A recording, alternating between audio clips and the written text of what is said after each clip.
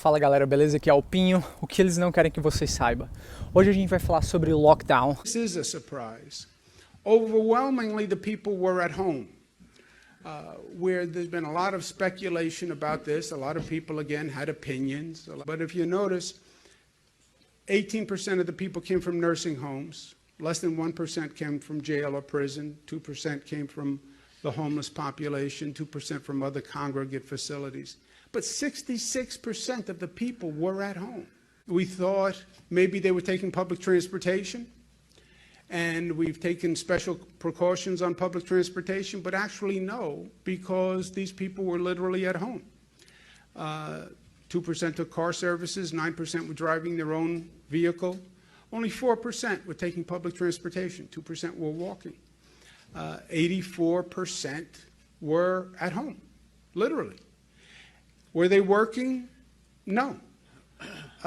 They were retired or they were unemployed. Only 17% working. So that says they're not working, they're not traveling, they're predominantly downstate, predominantly minority, predominantly older, predominantly non-essential employees, and that's important. We were thinking that maybe we were going to find a higher percentage of essential employees who were getting sick because they were going to work, that these may be nurses, doctors, transit workers. That's not the case. And they were predominantly... Não existe nenhuma pesquisa científica, não existe nenhuma evidência, nenhuma prova mostrando que o lockdown é uma maneira efetiva de conter esse vírus. The pandemic should be evidence-based.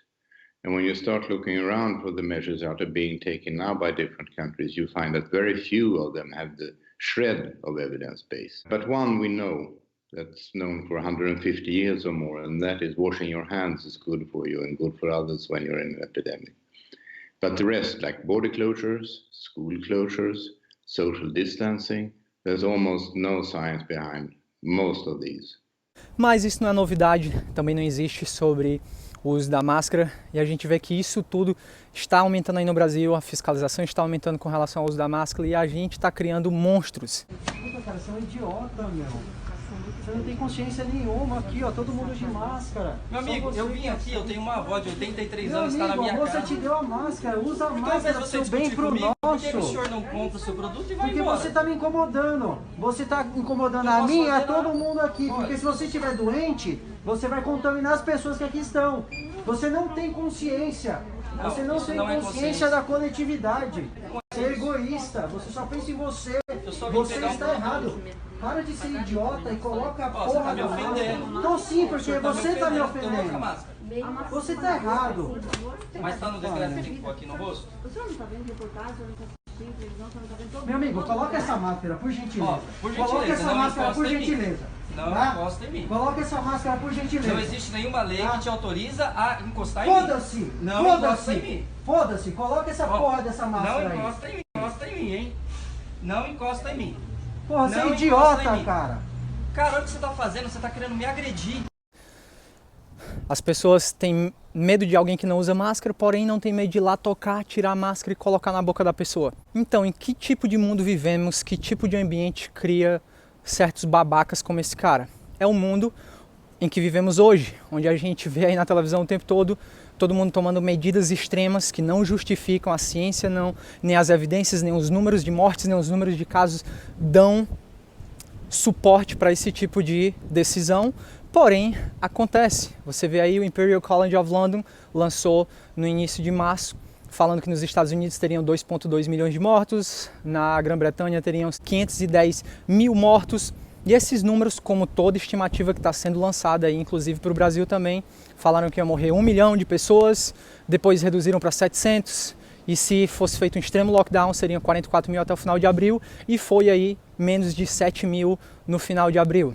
E a gente vê esses números sendo utilizados por políticos, apesar de não serem peer-reviewed, double-blind, randomized study, nada disso, porém existem várias pesquisas aí, testes sorológicos sendo feitos e mostrando que várias pessoas, muito mais do que se imaginava, desenvolveram os anticorpos para o coronavírus. Então, por que políticas como lockdown são adotadas mesmo sem o suporte da ciência? Porque simplesmente é o que está acontecendo hoje. Quando você tem uma população em pânico, quando as pessoas estão com medo, isso reduz a capacidade dessa pessoa de raciocinar e ela simplesmente acredita no que falam para ela. O próprio Neil Ferguson, que é o líder das pesquisas aí que estão fazendo os reports, que não é um estudo científico, não é peer-reviewed, é simplesmente um report, um relatório para uso interno. E o Imperial College of London é o conselheiro oficial do governo britânico aí quando se trata de assuntos de saúde. Isso já aconteceu várias vezes antes. Ele falou que iriam existir 3 milhões de mortos aí pela gripe suína, não aconteceu. E o próprio Neil Ferguson acabou de se retirar, pedir a demissão do Imperial College of London. Por que será? Porque ele acabou recebendo a sua amante na casa dele. Ele aproveitou esse status de celebridade que ele ganhou do dia para a noite, onde ele estava amedrontando todo mundo com o número de mortes e justificando as decisões, o lockdown, o distanciamento social aí do governo britânico.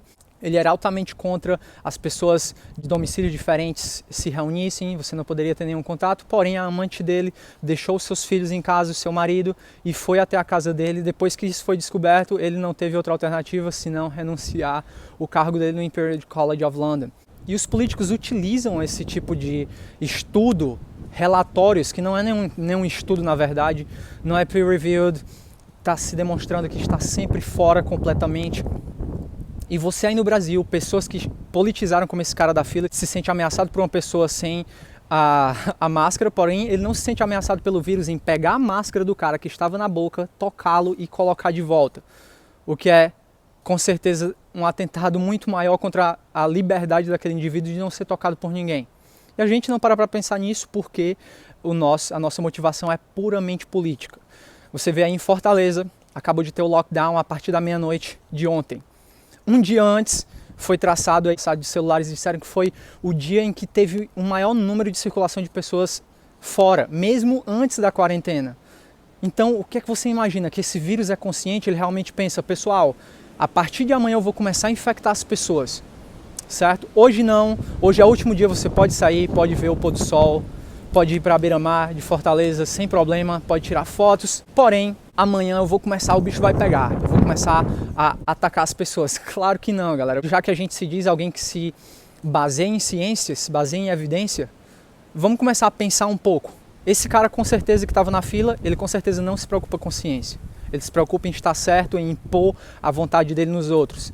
E a maioria das pessoas que eu conheço que apoiam esse tipo de medida como lockdown, apesar de não ter nenhum apoio científico, elas saíram no dia que disseram que era o último dia sem o lockdown em Fortaleza. Elas saíram de casa, foram aproveitar e não estão erradas. Porém, elas apoiam esse tipo de situação, porque é que o vírus vai infectar pessoas em um dia e no outro não. Outra coisa, as pessoas não podem sair de casa sem uma justificativa, você tem que provar para a polícia, você pode ser parado no seu carro, você não pode sair andando. Apesar de em 1918, 1919, os médicos que trabalharam aí com a gripe espanhola, eles falaram que o melhor remédio que eles encontraram de tudo que eles tentaram naquela época era fresh air, que é ar fresco, e luz do sol. Portanto, eles colocavam as camas das pessoas na luz do sol. E agora não, você tem que ficar dentro de casa. Você não pode sair na rua para ir para o parque deserto, você não pode ir para a praia, tomar banho no mar, mas você pode ir para o supermercado com centenas de outras pessoas. Você acha também que o vírus é consciente a esse ponto? Ele vai pensar, cara, aquele cara ali, parece que ele está passeando só para ir para a praia, eu vou atacar ele. Mas aquele outro não, ele está com sacolas, com a bolsa dele do supermercado, ele está indo no supermercado. Não vou atacar aquelas 200 pessoas que estão dentro do supermercado. Claro que não. Além da ciência não mostrar nenhuma evidência de que lockdown é efetivo, nunca se colocou em quarentena o saudável. Sempre se colocava em quarentena a pessoa doente. Uma pessoa saudável não vai passar nenhum vírus para outras pessoas. O próprio Dr. Giesecke, infectologista e epidemiologista com mais de 35 anos de experiência e um dos conselheiros aí do governo sueco, ele falou que não vai fazer a menor diferença. Em um ano, a gente vai ver mais ou menos a mesma taxa de fatalidade, o mesmo número de mortos per capita em qualquer país do mundo. Is a tsunami of a rather mild infection spreading around the globe. And I think there's very little chance to stop it by any measure we take. Most people will become infected by this, and most people won't even notice. We have data now from Sweden that shows that between 98 and 99% of the cases have had a very mild infection or didn't even realize they were infected. Wow. So we have this spread of this mild disease around the globe, and most of it is happening where we don't see it. It's among people that don't get very sick, spread it to someone else who doesn't get very sick. And what we're looking at is a thin layer at the top of people who do develop disease, an even thinner layer of people that go into intensive care, and an even thinner layer of people who die. but the real outbreak is happening where we don't see it. Os países que se exporem primeiro vão ter um maior número de mortes, mas também vão ter um maior número de infectados. Por isso é que a mídia só se importa em contar mortes, ela não quer saber a quantidade de pessoas que são infectadas, ela não quer saber a quantidade de pessoas que vivem naquele determinado país. E o próprio governador de Nova York, que era a favor do lockdown, ele falou que 66% das pessoas infectadas estavam em casa. Era uma minoria que foi infectada de pessoas que estavam na rua, que estavam trabalhando. A maioria dessas pessoas estavam desempregadas em casa e não saíram e foram infectadas. But 66% of the people were at home, which is shocking to us. We're taking public transportation, 2% were walking. 84% were at home, literally. Were they working? No.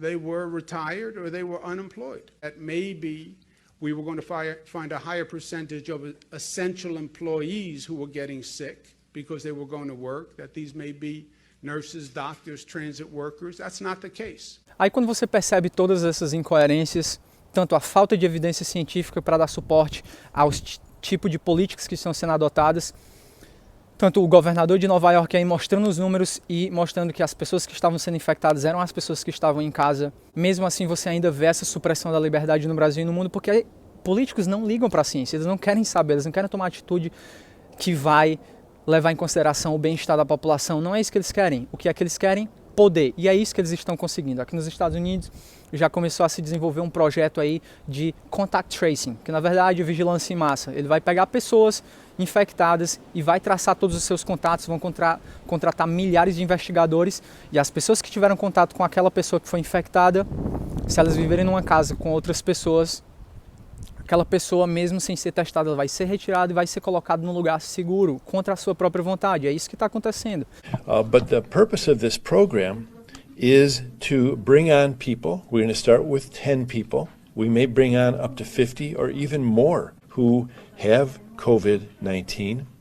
And again, we'll isolate every one of them and we will find every one of their contacts and we will make sure that they stay quarantined and we'll check in with them every day. There are going to be thousands of people hired who will be these contact investigators throughout the state. Some of the people we find are going to have trouble being isolated. For instance, if they live in a home where there's only one bathroom and there are 3 or 4 other people living there and those people don't have COVID infection, we're not going to be able to keep the person in that home. And so we'll be moving people like this into other kinds of housing that we have available. Eu já falei para vocês que a restrição das liberdades é algo gradativo. Primeiro, distanciamento social, depois isolamento, depois eles vão começar a traçar os seus dados, saber onde você está e daqui a pouco eles vão tirar você de dentro da sua casa e lhe colocar num lugar, certo? Numa prisão contra a sua vontade. E quanto mais a gente dá, mais eles tiram. É isso que vai acontecer. Não espere até o próximo passo. Você que estava aí, saiu na segunda-feira, porém na terça-feira foi dado o lockdown e você não saiu, você acha que você realmente acredita nisso? Neil Ferguson, que era a favor, falava o tempo todo na TV, dizendo que era a favor do isolamento, do lockdown, pessoas não terem contato com ninguém que não fosse da sua própria casa, porém ele recebeu a amante dele na casa dele. Você acha que esse cara acredita? Óbvio que ele não acredita. Se você saiu da sua casa antes do lockdown, você não acredita que esse vírus vai ser infectado você na rua. É isso que você está falando com as suas atitudes. E a gente vê aí as pessoas aplaudindo para tudo que os políticos querem. É tudo que eles sempre quiseram, que as pessoas cegamente apoiassem qualquer decisão. Tanto é que o governador do Pará resolveu criminalizar alguém que fala mal das autoridades políticas. E é nesse momento que eles vão realmente utilizar a falta de raciocínio da população, a falta de união, onde as pessoas estão cada vez mais expondo o seu ponto de vista político e não ligam para a ciência, não ligam para a vida das outras pessoas. E a gente vê pessoas aí, isso que vai acontecer, pessoas se denunciando, existe muita piada aí na internet, as pessoas denunciando um aperto de mão. Oh, hey, Ted. Oh, hey, Marcus, how are you? Good. We out for a little run? Hey, yeah, just did 7. Might do another 7, you know? Wow. Yeah. I don't want to hold you up. Hey, let's grab dinner sometime. I would love that. All right. You, me, Good Karen. seeing you. Absolutely. I mean...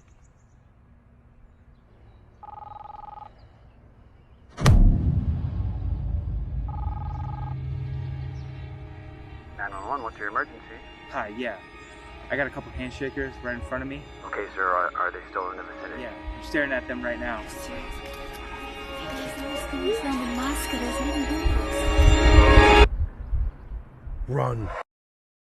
E as pessoas estão realmente indignadas porque elas estão salvando vidas, elas estão protegendo os mais idosos. Como é que a gente está protegendo os mais idosos se 60% das mortes aqui no Canadá acontecem em nursing homes? Nursing homes é um lugar onde você coloca idosos. Eles não querem cuidar dos seus pais, não querem cuidar dos seus avós, eles colocam ele no nursing home, vamos deixar ele lá. E essas pessoas, mais de 60% dos casos do Canadá são de pessoas de nursing homes. E se você olhar na Europa, em todos os países que morreram muitas pessoas, a grande maioria, mais de 50% dos mortos, viviam em nursing homes. Então por que o governo não protege essas pessoas, se esses são os maiores afetados? É tudo uma hipocrisia e isso está sendo exposto a cada dia. Até você que não acredita em nenhuma palavra do que eu estou falando, não concorda com nada que eu digo, aos poucos a informação está chegando e você está percebendo. Os únicos beneficiários disso tudo não são as pessoas, não são as pessoas em situação de risco. São os políticos que estão ganhando cada vez mais poder. E isso está sendo utilizado também pela mainstream media. Ela está sendo uma ferramenta para propagar esse medo entre as pessoas. O médico nos Estados Unidos já falou, já expôs, e vários outros médicos, não sei porque que isso não acontece no Brasil, onde eles receberam uma informação dizendo como é que ele deveria preencher, como se um médico não soubesse, não aprendesse na universidade e da sua própria experiência como preencher um laudo de morte.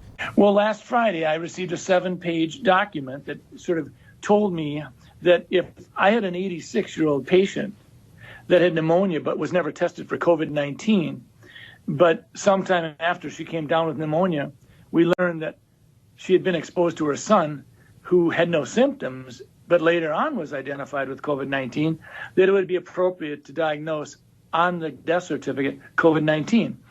Now, we've not done that. If someone has the pneumonia and it's in the middle of a flu epidemic, and I don't have a test on influenza, I don't diagnose influenza on the death certificate. I will say this elderly patient died of pneumonia. Want to skew the number of deaths due to COVID-19? Well, fear is a great way to control people, and I worry about that. I worry that sometimes we're so darn interested in just jazzing up the fear factor that, you know, sometimes people's ability to think for themselves is paralyzed if they're frightened enough. And that's not where I want people to be. I want people to say, we're going to get through this. I'm going to use my head. I'm going to go to different sources. I'm going to listen to different sources. And I'm going to think for myself, because that's what America's about.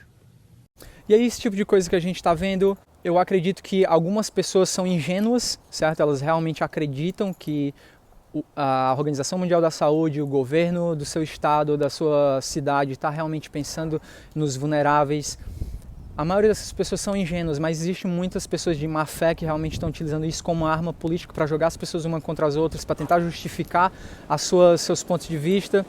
E é isso que está acontecendo. Os políticos estão realmente gostando, nunca se teve tanto poder. E uma vez que eles têm esse poder, uma vez que eles têm o poder de te vigiar até dentro da sua própria casa, de te retirar da sua própria casa contra a sua vontade, de saber onde você está com os dados do seu celular, sem nenhum consentimento seu, dificilmente eles vão abrir mão desse poder depois. Isso não vai acontecer. Veja o que aconteceu depois do 11 de setembro nos Estados Unidos. Foi declarado um estado de emergência, medidas foram tomadas, porém essas medidas nunca foram retiradas e as pessoas viveram na mesma restrição de sempre. Então o mesmo vai acontecer. As decisões que a gente toma agora, nesse período de crise, esse período de vulnerabilidade que realmente a população brasileira está, não com relação ao vírus, que o vírus já se mostrou ser uma infecção leve e afeta principalmente só aquela fina camada que está no topo, os mais idosos, as pessoas em situação de risco. Isso não sou eu que estou dizendo. Dr. Giussek falou, infectologista há mais de 35 anos. Eu acho que é esse tipo de pessoas, de especialistas que a gente deve ouvir. Não especialistas que estão em um órgão político, em um órgão onde é colocado lá. A gente tem que pensar qual é o mérito desse cara. Você sabia que o presidente da Organização Mundial da Saúde não é um médico? Você sabia que a maioria dos caras ditos como especialistas que estão aparecendo no YouTube não são médicos, não são especialistas, é simplesmente um cara que lida com dados de computador e está dando uma previsão que tem se mostrado estar extremamente fora. Então, se eu fosse você brasileiro, eu teria mais medo das decisões que os políticos brasileiros, dos efeitos colaterais desse lockdown, que eu já falei anteriormente, os casos de violência doméstica, abuso sexual de menores, depressão, suicídio, ansiedade, tudo isso está aumentando, alcoolismo, abuso de drogas, sem contar nas milhares de pessoas aí que perderam seu emprego e estão em casa, achando que estão protegidas, porém aí 70% da população carcerária em prisões federais nos Estados Unidos, apesar de estar em uma cela única e não ter nenhuma visita aí desde que foi decretada situação de emergência no final de janeiro, não tem nenhuma visita, porém 70% da população carcerária contraiu o COVID. E você acha que você saindo da sua casa para ir para o supermercado, você acha que você está em menor isolamento do que esses caras? Pense duas vezes. Vamos analisar os fatos, galera. Vamos ver ambos os lados. Não confie simplesmente no que você vê na TV, não confie simplesmente no que o seu político favorito, do seu prefeito aí que você apoia tanto, do seu partido político está falando. Vamos pensar nos dados, vamos olhar os dois lados, vamos pesquisar nas fontes variadas e chegar a uma conclusão. Vamos raciocinar, vamos deixar as emoções de lado. Não é o momento da gente se emocionar com as mortes. Realmente é lamentável o número de mortes que está acontecendo no mundo. É uma epidemia, é um vírus, vai matar como outras epidemias também mataram. Não estou sendo insensível com relação a isso, mas só quero que você pare de somente contar cadáveres. Você tem que colocar na balança tudo. A economia de um país faz parte da vida das pessoas. As pessoas vão passar fome e isso vai comprometer o fornecimento de alimento no país e no mundo. Então a gente tem que pensar se a futura geração vai precisar pagar por esses 2-3 meses de lockdown.